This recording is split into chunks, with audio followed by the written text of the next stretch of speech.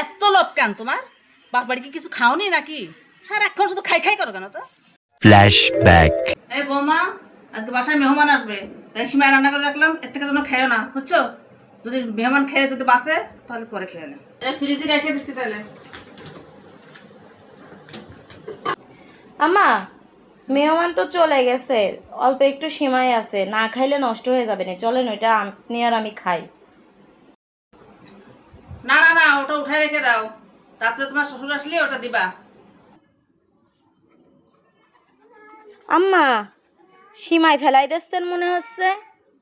রাত্রে তোমার শ্বশুরকে দিছিলাম, কিন্তু সে খায়নি, তাই সে নষ্ট হয়ে গেছে, তাই ফেলাই দিচ্ছি। কালকে রাত্রে আমি সিমাইটা খাইতে চাইলাম, আপনি আমাকে খাইতে দিলেন না। আপনি খুব ভালো করে জানেন যে আমার শ্বশুর মিষ্টি খায় না, তার ডায়াবেটিস আছে। তারপরেও আপনি আমাকে খাইতে দিলেন না। একটা জিনিস নষ্ট হয়ে গেলে আপনার ঠিকই সহ্য হয়, কিন্তু আমি খাইলে আপনার সহ্য হয় না। এত লোভ কেন তোমার? বাপ বাড়ি কি কিছু খাওনি নাকি? সারাক্ষণ শুধু খাই খাই করো কেন তো? আমার টাকার জিনিস আমি কাউকে খেতে দেবো কি ফেলে দেবো সেটা আমার ব্যাপার। তুমি কি বাপের বাড়ি থেকে নিয়ে আসছো, সেটা তোমাকে কৈফিয়ত দিতে হবে? অবশ্যই আপনার ব্যাপার। এই কথাই আছে না, সামনে দিয়ে সুই যাইতে পারে না, কিন্তু পিছন দিয়ে সম্পূর্ণ পুকুর চুরি হলেও সমস্যা নাই। মন মানসিকতা চেঞ্জ করেন, বুঝছেন? আপনি যে আমার সাথে কি ব্যবহার করেন তা মানুষ না দেখলে কি হয়েছে, উপরের আল্লাহ ঠিকই দেখে।